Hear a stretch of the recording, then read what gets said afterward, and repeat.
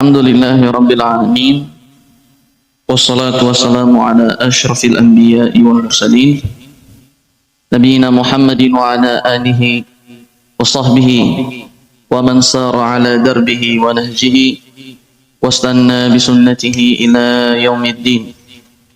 Allahumma salli wa sallim wa barik wa zid wa an'im ala habibina al-mustafa wa rasulina al-mujtaba Muhammad ibn Abdillah salawatullahi wassalamuhu alaihi amma ba'du. Alhamdulillah, segala puji hanya milik Allah Subhanahu wa taala. Salawat serta salam semoga selalu tercurahkan kepada Nabi kita Nabi Muhammadin sallallahu alaihi wasallam, dan semoga tercurahkan pula kepada segenap keluarganya, sahabat-sahabatnya, dan para pengikutnya hingga akhir zaman. Dan semoga Allah Subhanahu wa taala menjadikan kita semua sebagai pengikut setianya Rasulullah sallallahu alaihi wasallam. Alhamdulillah, kita masih pada majelis pekanan setiap hari Selasa. Insyaallah taala masih membahas tentang tema amradul qulub, penyakit-penyakit hati, wa ilajuha, dan bagaimana para ulama menyampaikan tentang cara pengobatannya dari Al-Quran Karim dan Sunnah Rasul Sallallahu Alaihi Wasallam. Dan insya Allah kita setelah ini akan membahas tentang fikih usrah, fikih keluarga, yang di dalamnya insya Allah Taala akan membahas tentang hukum-hukum seputar rumah tanggaan, yang memang setiap muslim dan muslimah untuk mengilmui dirinya terlebih dahulu sebelum akhirnya melakukan amal. Dalam surat As-Saffat ayat 83 sampai 84, saat Allah Subhanahu wa taala menyampaikan tentang Nabi Nuh, Allah memuji tentang Nabi Nuh alaihissalam, sampai Allah sebut bahwasanya Nabi Nuh orang yang Allah pilih, dan keturunannya itulah yang kami jaga. Sampai akhirnya semua kita ini, manusia ini, keturunannya Nabi Nuh alaihissalam. Karena di zaman Nabi Nuh Allah tenggelamkan satu bumi, dan tidak ada yang hidup dari manusia maupun hewan kecuali ia yang ikut bersama Nabi Nuh di bahteranya itu, yang Allah perintahkan Nabi Nuh untuk membuatnya kapal laut besar sekali. Sampai akhirnya Allah turunkan air dari langit, dan Allah keluarkan air dari dalam, dari bumi gitu.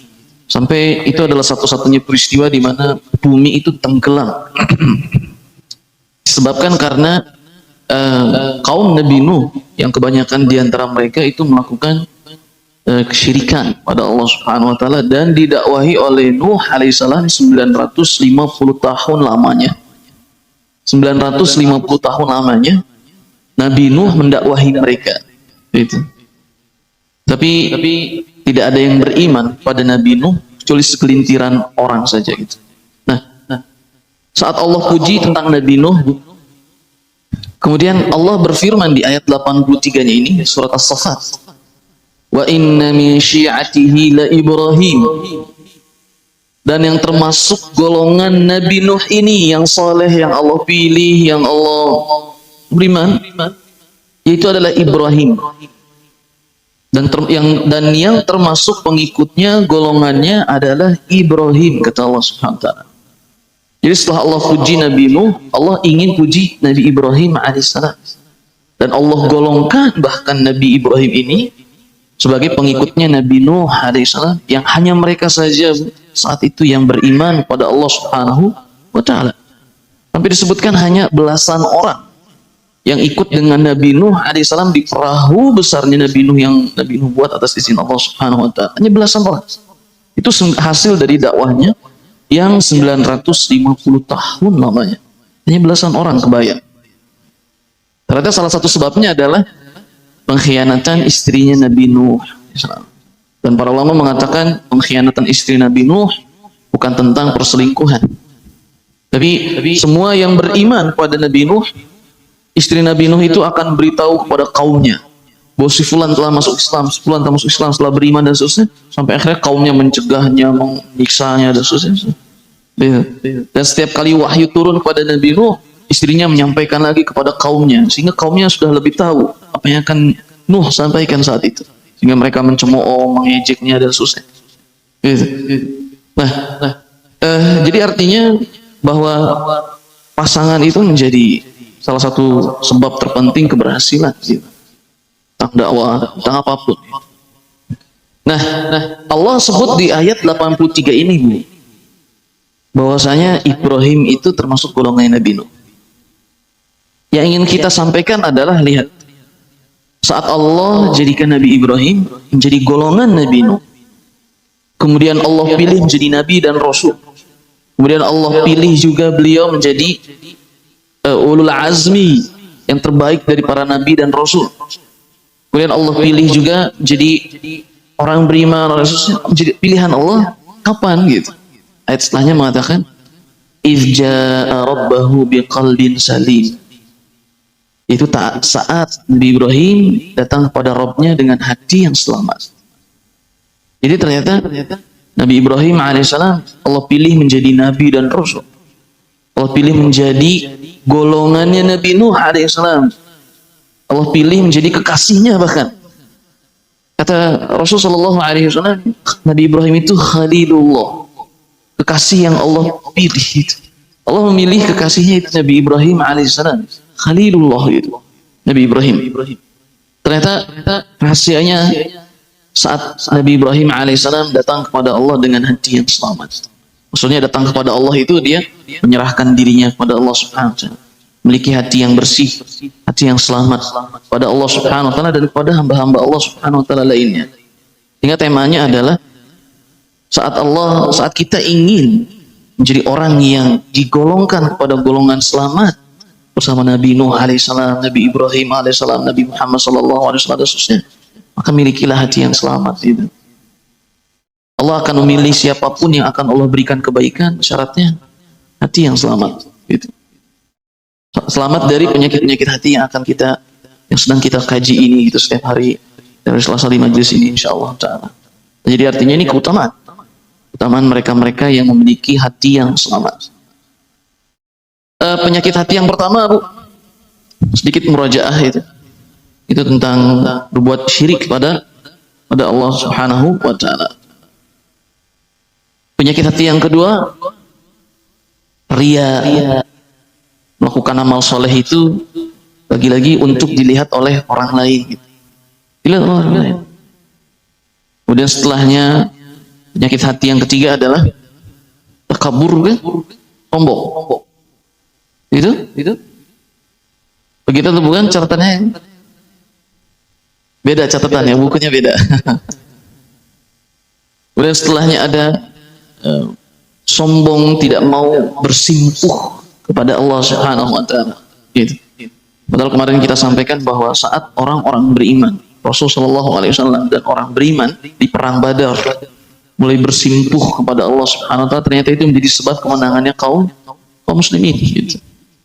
Kemudian setelahnya penyakit hati berikutnya membangga-banggakan diri di hadapan orang lain.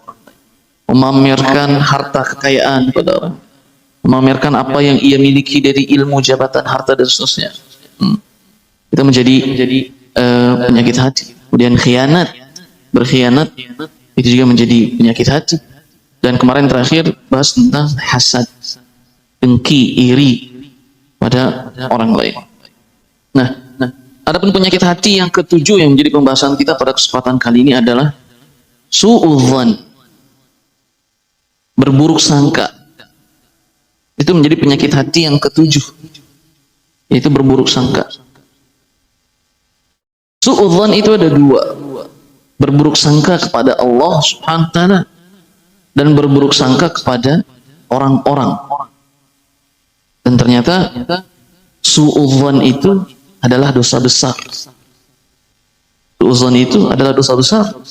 Dan saat su'udzan itu kepada Allah, maka itu lebih besar dari sekedar dosa besar. Nah, pertama di sini Allah Subhanahu wa taala berfirman dalam surat Al-Hujurat. Berfirman dalam surat Al-Hujurat, Ayat ke-12. Allah Subhanahu wa taala berfirman, "Ya ayyuhalladzina amanu ijtanibu katsiran minadh-dhann inna ba'dadh-dhanni its wa la tajassasu wa la yaghtab ba'dukum ba'dha ayuhibbu ahadukum ay ya'kula lahma akhihi maitan fakarihtumuh wattaqullaha innallaha tawwabur rahim." Artinya adalah, wahai orang-orang yang beriman, jauhilah oleh kalian semua katsiran minadh-dhann. Ada dua makna. Katsiran itu banyak, minadh-dhann dari sebagian prasangka. Artinya pertama, jauhilah dengan sungguh-sungguh perbuatan suudzon itu. Jauhilah perbuatan prasangka itu dengan sungguh-sungguh. Atau yang kedua, jauhilah dari kebanyakan prasangka. Kalau yang pertama, jauhilah dengan sungguh-sungguh. Kalau yang kedua, jauhilah dari kebanyakan prasangka. Itu. Kemudian Allah menegaskan, inna ba'dadh-dhanni itsmun, karena sesungguhnya sebagian prasangka itu adalah dosa. Sehingga temanya pertama, faidah dari ayat ini, Allah memerintahkan kita untuk benar-benar menjauhi prasangka buruk. Ini ayat ini menegaskan bahwa larangan ini larangan yang sangat gitu. Bukan larangan biasa maksudnya. Ijtanibu katsiran. Jauhilah dengan sungguh-sungguh dhann itu tadi. Prasangka itu. Atau jauhilah kebanyakan prasangka. Artinya gini, Bu. Mungkin 90% prasangka itu dosa. Tapi ada 10% dhann itu tidak dosa. Itu. Karena Allah berfirman di ayat yang sama setelahnya itu, inna ba'dadh-dhanni its. Karena sesungguhnya sebagian prasangka itu adalah dosa. Itu. Maka kita artikan, para ulama mengatakan suudzon itu adalah tuduhan yang ada di hati kita, Bu, kepada saudara kita yang lain, yang muslim. Ada tuduhan di hati kita kepada saudara kita yang muslim atau muslimah tanpa ada sebab atau tanpa kita memiliki bukti. Itu prasangka suudzon yang tidak boleh. Dalam hati kita ada tuduhan kepada orang lain yang muslim atau muslimah tanpa ada sebab yang kita ketahui, tanpa kita memiliki sebab atau bukti atau dalil bahwasanya orang itu seperti ini dan seterusnya. Itu suudzon yang dilarang, sangat dilarang dalam syariat kita ini. Bahkan itu termasuk dosa-dosa besar. Gitu. Kita nggak punya bukti bahwasanya orang ini seperti ini, tapi kita memiliki tuduhan itu kepada orang lain. Tapi luar biasanya Rasulullah SAW mengatakan bahwa ucapan hati itu, Allah memaafkan kepada umatku apa-apa yang terbesit di hati selama dia tidak mengucapkannya dan tidak melakukannya. Jadi artinya suudzon yang dilarang itu adalah saat kita memiliki prasangka di hati ini, tuduhan kepada orang tersebut, gitu ya, kemudian kita ucapkan, dan itu tidak berdasarkan bukti yang kita ketahui sendiri, yang kita lihat sendiri, yang kita dengar sendiri dan seterusnya, kemudian kita ucapkan, itulah suudzon, gitu. Suudzon kepada orang-orang beriman, orang muslim, orang lain dan seterusnya, itu dilarang. Tapi saat kita punya prasangka nih, Bu, punya prasangka, aduh, nih gimana ya nih? Selamatnya kita dari suudzon itu adalah saat kita tidak mengucapkannya atau saat kita tidak melakukannya. Maka itu tidak termasuk suudzon yang dilarang. Maksudnya tidak termasuk suudzon yang akhirnya memunculkan dosa. Yang memunculkan dosa saat kita ucapkan. Tapi kita bisa selamat dari suudzon hati kita itu saat kita tidak ucapkan dan saat kita tidak melakukannya. Ngerti nggak bu kira-kira bu? Nah, jadi suuzon itu yang Allah perintahkan, jangan suuzon. Artinya jangan prasangka itu kalian ucapkan. Kemudian jangan juga prasangka buruk itu kalian amalkan gitu pada saudara kita yang muslim atau muslimah gitu. Kemudian ayat setelahnya Allah berfirman lagi, wala tajassasu. Dan janganlah kalian melakukan tajassus. Kalau ada lembaga-lembaga pendidikan tertentu di sekolah itu ada jasus. Pernah dengar jasus? Gitu. Jasus itu orang yang diutus untuk mencari kesalahan-kesalahan santri-santri. Jasus. Allah bilang wala tajassasu. Tapi mereka menamakan jasus. Kata Allah, jangan kalian melakukan tajassus. Tapi hal itu lumrah di sekolah-sekolah sampai bagian misalnya OSIS dan seterusnya. Di sekolah memiliki anggota, tolong jadi jasus kalian. Mata-mata. Allah bilang wala tajassasu. Tajassus itu artinya kita mencari berita. Kita ingin mengetahui satu berita yang tidak kita ketahui. Itu tajassus. Dan itu dilarang. Para ulama mengatakan suuzon ini Allah larang. Jangan kalian suuzon. Prasangka buruk. Jangan. Kata Allah SWT. Tapi tabiat manusia itu saat prasangka buruk muncul, ia ingin mencari informasi dari berita itu.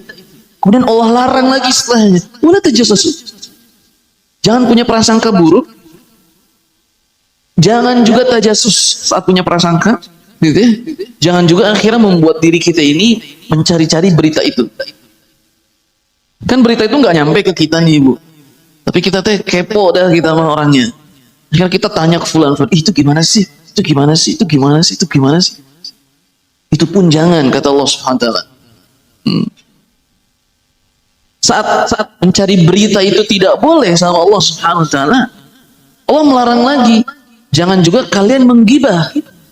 Artinya suuzon nggak boleh, mencari berita-berita itu juga tidak boleh. Akhirnya karena masih nggak lega nih hati, pengennya diucap. Akhirnya kita ucapkan, itu jadi ghibah. Kata Allah, wala yaktab ba'dukum ba'dha. Jangan juga akhirnya kalian melakukan ghibah pada sesama kalian. Kata Allah Subhanahu wa taala gitu. Jadi dalam ayat ini Allah sebutkan tentang larangan suuzon. Suuzon itu dampaknya banyak, Bu. Tadi membuatnya melakukan tajassus yang diharamkan Allah. Kemudian membuatnya juga menggibah yang diharamkan oleh Allah Subhanahu wa taala. Gitu. Kemudian kalau dalam hadis lain ada tajassus, ada tahassus. Dalam hadis Rasul, wala tahassasu. Ada tajassus, kalau ini tahassasu. Itu bedanya jim sama ha. Kalau tahassus itu tahassus, ada tajassus, ada tahassus. Tajassus itu mencari berita kita dengan diri kita nih, bertanya dengan tajassus. Kalau tahassus mencuri-curi berita. Pura-pura mendengar itu orang lagi ngobrol apa sih, dengerin gitu. Tahassus. Mencari berita itu pun sekalipun hanya mendengar saja, tidak dengan bertanya, tidak dengan bertemu dengan orang bertanya dan seterusnya, tapi cuma mendengarkan saja, Allah larang. Rasulullah SAW bilang seperti itu. Sehingga para ulama mengatakan ayat ini dan hadis ini adalah sebab masyarakat muslimin itu hidup dalam kesempitan, kayaknya masalah kalau punya masalah sama teman itu hati gimana rasanya? Itu punya masalah sama keluarga misalnya, hati itu kalau udah aura permusuhan gimana sih? Pernah merasakan mungkin aura permusuhan itu sempit gitu. Kayaknya hati itu bergejolak gitu, sakit hati banget, kayaknya pengen nyerang, pengen gimana. Itu sebabnya tuh ini kata. Sebab permusuhan pintu ini semua. Ini semua akhirnya hasilnya kehidupan yang sempit, hati yang gundah, permusuhan, dan buat hasad, boikot, tidak peduli dengan itu, sebabnya ini semua. Makanya Allah larang itu semua. Dari prasangka buruk saja Allah larang. Untuk memiliki prasangka buruk, Allah larang. Gitu. Kalau dia ucapkan dosa besar. Dan sebagian ahli tafsir mengatakan kalau dia tetapkan hatinya di prasangka buruk itu kepada saudaranya, itu juga dosa. Itu yang dilarang juga. Ngerti nggak Bu? Jadi ada yang diucapkan itu dosa. Yang kedua, kalau ia tetapkan di hatinya prasangka buruk itu kepada diiyahkan gitu Bu. Prasangka buruk itu iya di dalam hati kita, iya prasangka buruk pada itu pun dosa, termasuk ayat ini, masuk hal yang dilarang oleh ayat ini. Sehingga para ulama mengatakan al-mu'minu yatlubu al-ma'alir wal munafiqu yabahathu anil asarat. Orang beriman itu mencari-cari uzur, memberikan uzur kepada mereka semua. Tapi kalau orang munafik mencari-cari kesalahan, gitu. Jadi kalau orang beriman datang berita kepada orang beriman tentang fulan begini, fulan itu mengatakan, oh mungkin dia karena begini kali, husnuzon akhirnya, lawan kata suuzon. Oh mungkin dia begini, sehingga para ulama mengatakan, ada seorang ulama yang mengatakan, aku akan mencari uzur untuk saudaraku ini walaupun sampai 70 kali. Itu Bu. Orang beriman itu selalu berusaha, tadi si fulan atau fulanah begini. Oh, mungkin dia begitu kali. Dibawa ke husnuzon. Tapi berbeda dengan orang munafik. Orang munafik itu terus menggali kesalahan dan seterusnya. Dan ternyata itu adalah dosa besar gitu. Jadi suuzon itu akan membawa kita untuk melakukan tahassus, melakukan tajasus, bahkan melakukan ghibah. Allah berfirman, ayuhibbu ahadukum ayyakula lahma akhihi maitan. Jadi Allah gambarkan perbuatan suuzon, tajasus dan ghibah ini seperti layaknya kita memakan daging manusia, sahabat kita itu. Kita makan daging. Maka kalian itu senang makan daging manusia. Seperti kita kebayang gimana sih kalau ada orang makan daging manusia gitu, kan? Daging teman kita sendiri kita belek, kita makan, itu gimana rasanya? Daging sahabat kita belek, kakinya kita buntungin, kemudian kita sop, kita makan. Artinya kita mendengarnya aja jijik. Membayangkan makan daging teman di sop dan sauzubillah, itu jijiknya luar biasa.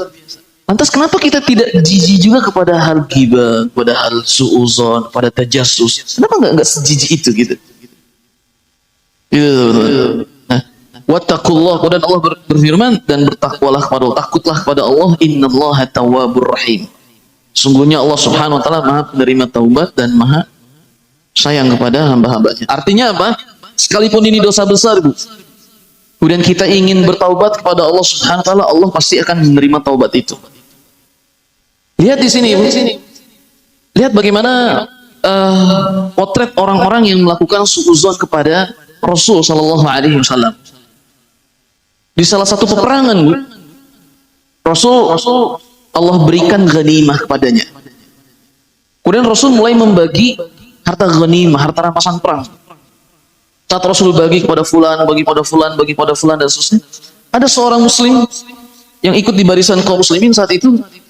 Dia bilang, Bu, demi Allah, sesungguhnya ini bukanlah bagian yang dia lakukan karena Allah Subhanahu wa taala. Orang itu mengomentari Rasul.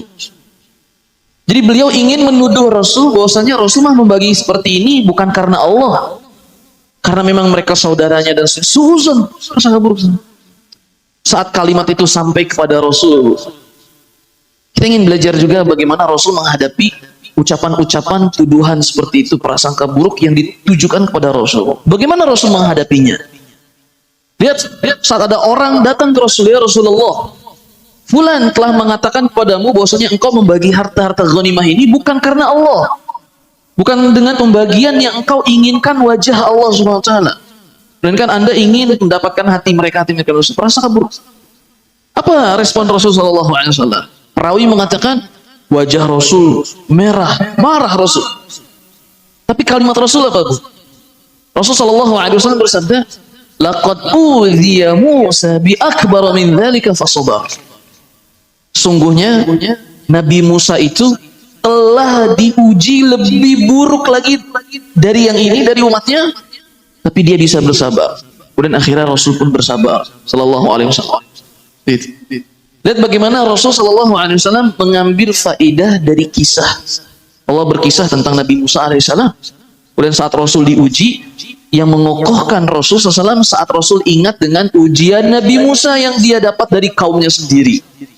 Nabi SAW bersabda, sungguhnya Nabi Musa telah diuji lebih buruk dari ini, tapi ia bisa bersabar. Akhirnya Rasul pun bersabar.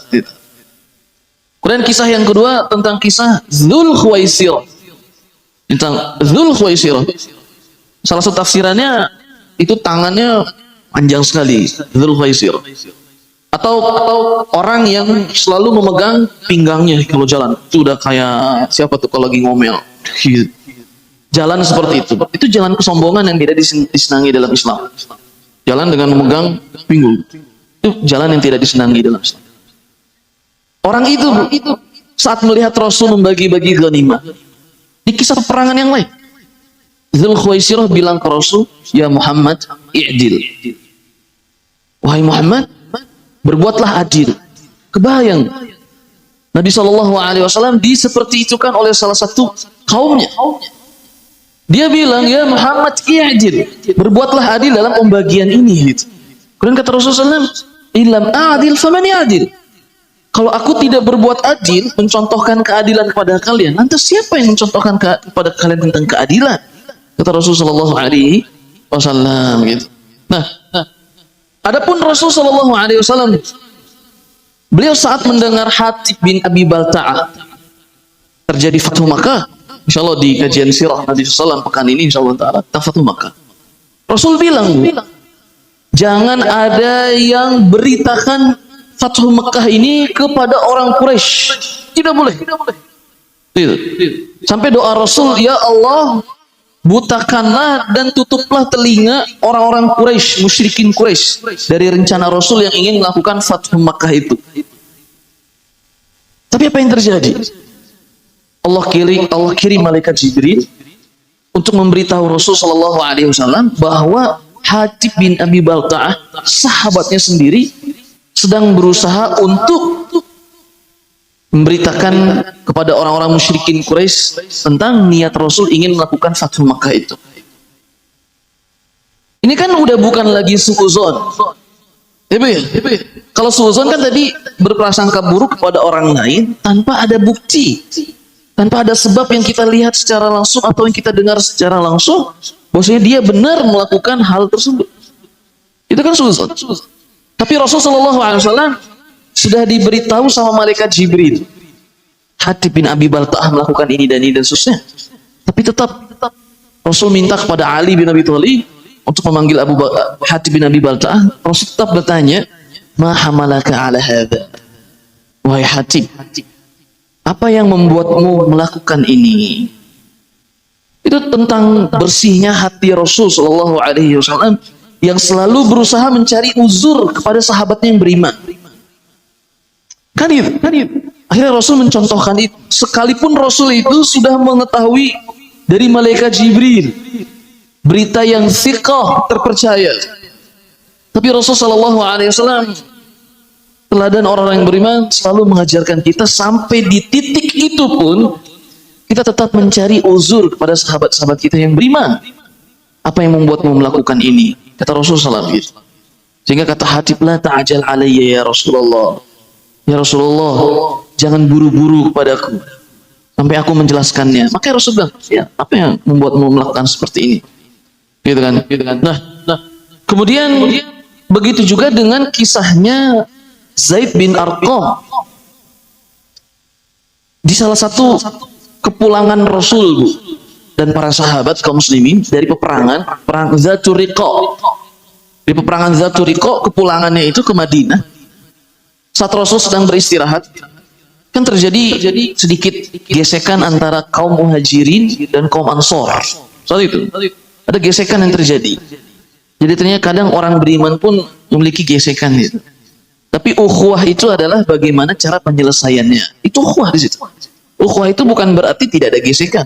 Ada gesekan, tapi ukhuwah itu adalah bagaimana menyelesaikan masalah dari gesekan ini. Itu ukhuwah. Nah, saat gesekan itu terjadi, Abdullah bin Ubay bin Salul, kepalanya orang munafikin, Bu. Dia bilang, kalau kita sudah kembali ke Madinah, jadi kan Abdullah bin Ubay bin Salul ini marah, Bu, kepada kaum muhajirin.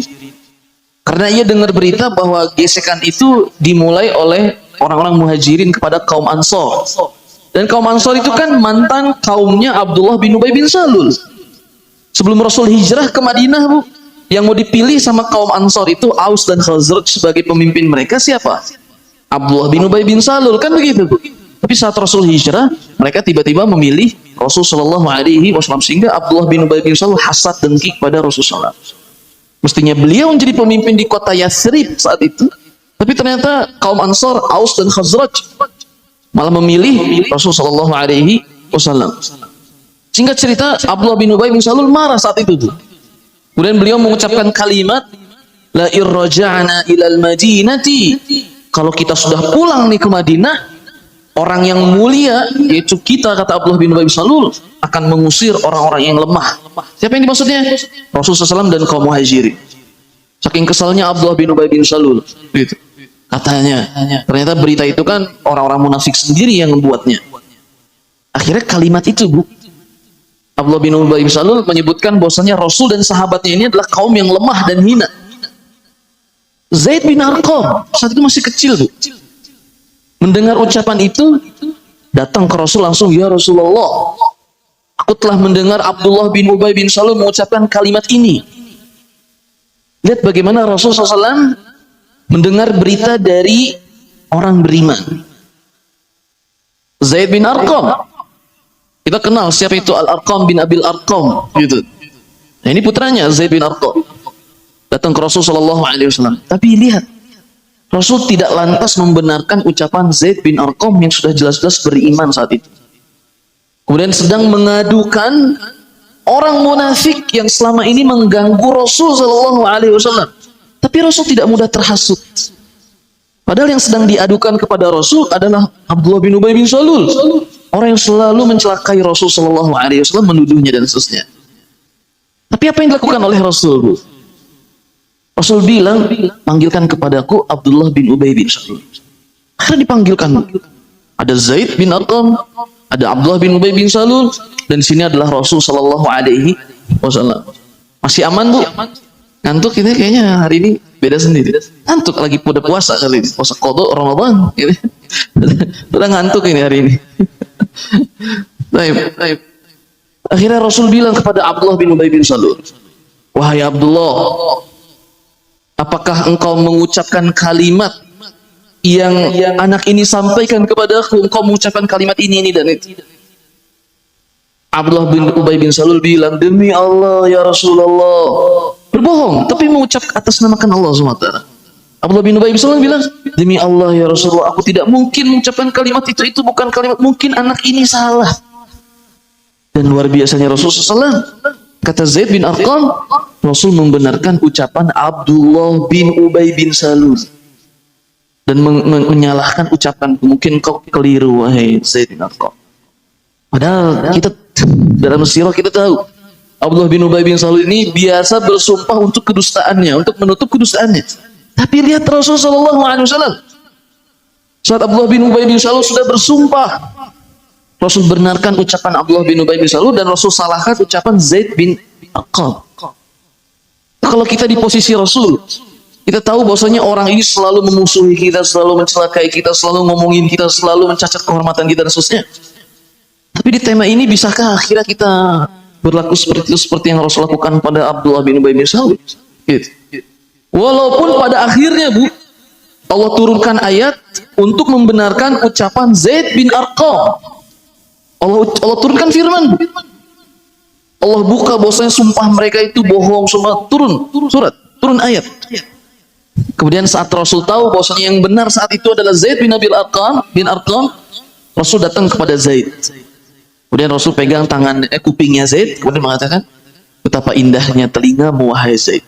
Jadi Rasul tidak malu mengucapkan maaf pada Zaid, karena beliau ternyata salah. Allah berikan yang benarnya itu melalui firman Allah Subhanahu wa taala. Tapi memang seperti itu yang harus dilakukan. Sehingga para ulama mengatakan Kita menghukumi orang itu dengan zahir yang terlihat. Adapun keadaan sirnya, rahasianya, keadaan yang tidak bisa kita lihat, itu diserahkan kepada Allah Subhanahu wa taala gitu. Nah,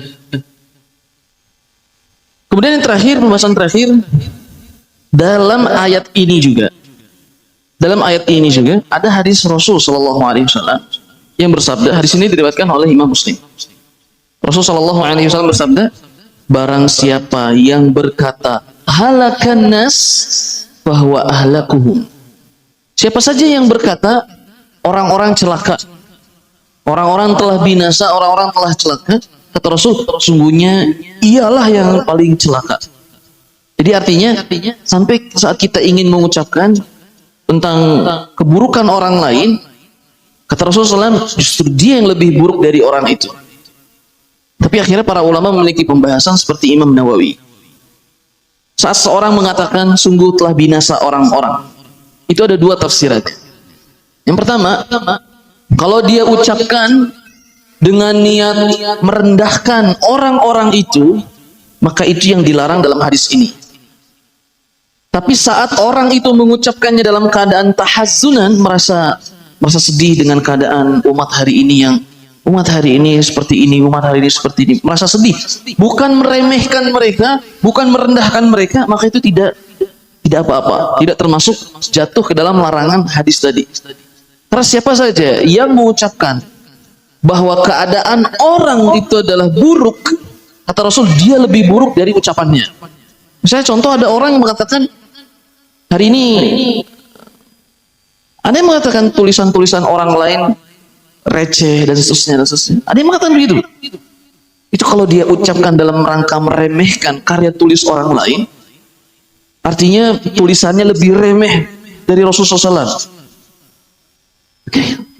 Tapi kalau dia ucapkan dalam keadaan, ya umat hari ini banyak menulis hal-hal yang sangat disayangkan, tidak memberikan petunjuk, misalnya seperti itu.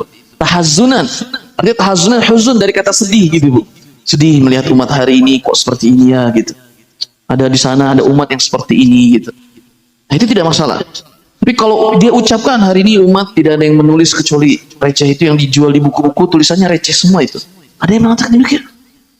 Kata Rasulullah SAW, barang siapa yang mengucapkan halakan nas, orang-orang telah binasa, orang-orang telah merugi, sungguhnya dia orang yang paling binasa, orang yang paling merugi. Maka hati-hati dalam berucap. Semoga Allah Subhanahu wa taala menjaga kita dari ucapan yang tidak baik dan hati yang banyak penyakitnya, termasuk suudzon pada Allah Subhanahu wa taala maupun pada sesama orang-orang beriman. Jadi itulah penyakit hati yang ketujuh, yaitu tentang suudzon. Dan para ulama mengatakan agar selamat dari suudzon, yang pertama jangan diucapkan, gitu, dan jangan dilakukan. Artinya jangan dilakukan itu dengan mencari-cari beritanya. Suudzon. Bagaimana melakukan suudzon? Mencari beritanya. Selama akhirnya itu tidak kita lihat dengan mata kepala kita sendiri, dan tidak kita dengar dari orangnya langsung, lebih baik jangan. Gitu. Lebih baik jangan diikuti. Jangan berusaha ingin mendengarnya, jangan berusaha ingin bertanyanya, karena itu bisa membuat kita jatuh pada perbuatan dosa besar ini, yaitu suudzon pada orang beriman. Dan yang ketiga, jangan ditetapkan hati kita pada prasangka buruk itu. Jangan diaminkan prasangka buruk itu. Tepis prasangka buruk itu. Jangan sampai akhirnya hati kita itu berhenti di prasangka buruk itu. Jadi saat mendengar berita buruk pada dari kaum muslimin, tentang kaum muslimin, tepis dari hati kita itu, dan jangan berusaha untuk menyampaikannya, bertanya-tanya, atau jangan berusaha untuk nguping mendengarkannya dan seterusnya. Karena para ulama mengatakan di sini ada tiga cara. Yang pertama tadi ya, saat ada prasangka buruk, udah tepis di hati. Itu pertama. Kemudian yang kedua, ingatlah kepada aib diri kita masing-masing. Sibukilah kita untuk memperbaiki aib kita. Jadi yang pertama, tepis itu dari hati. Kalau tidak bisa, nggak bisa menepisnya di hati kita nih. Apalagi berita ini tentang musuh kita misalnya. Tentang orang yang paling kita benci. Kan demen banget kita nih. Kalau ada orang yang kita benci dapat keburukan, wah kita kayaknya dengernya semangat, menyimaknya juga semangat. Bahkan mengkisahkannya bisa lebih banyak lagi. Kalau kita nggak bisa menepisnya dari hati, dengan hati kita itu, Bu, maka ingat aib kita tuh banyak dan sibuki diri kita itu untuk memperbaiki aib kita. Sibuki diri kita untuk menghitung aib kita 1, 2, 3 aib kita, apalagi pikir lagi aib kita ini, aib kita ini, aib kita. Bagaimana kita bisa mengetahui aib kita, Bu? Tanya pasangan. Saya suami tanya kepada istri bertanya pada suami gitu. Atau kepada anak-anak tanya gitu. Kamu ngelihat ayah atau ibu ini kurangnya apa sih, Nak? Ibu bawel, ibu gini misalnya gitu kan, ditanya akhirnya, oh ini aib saya 1, 2, 3. Sibuklah akhirnya. Kalau itu pun tidak bisa, Bu. Kalau itu pun tidak bisa, jangan diucapkan. Jangan diucapkan dan jangan dicari-cari beritanya. Udah, itu keselamatan. Kalau ini saja tidak selamat, udah, kita jatuh ke dalam dosa besar yang bisa menghalangi dari terhapusnya dosa-dosa kita antara sholat ke sholat, Jumat ke Jumat, Ramadan ke Ramadan. Maksudnya kita diampuni, tapi ternyata dosa-dosa besar ini bisa menghalangi kita dari pengguguran dosa. Semoga Allah Subhanahu wa taala menyelamatkan kita dari penyakit su'udzan, dan semoga Allah Subhanahu wa taala memberikan kepada kita husnudzan di dalam hati kita kepada Allah Subhanahu wa taala maupun kepada orang-orang beriman lainnya. Baik, mungkin itu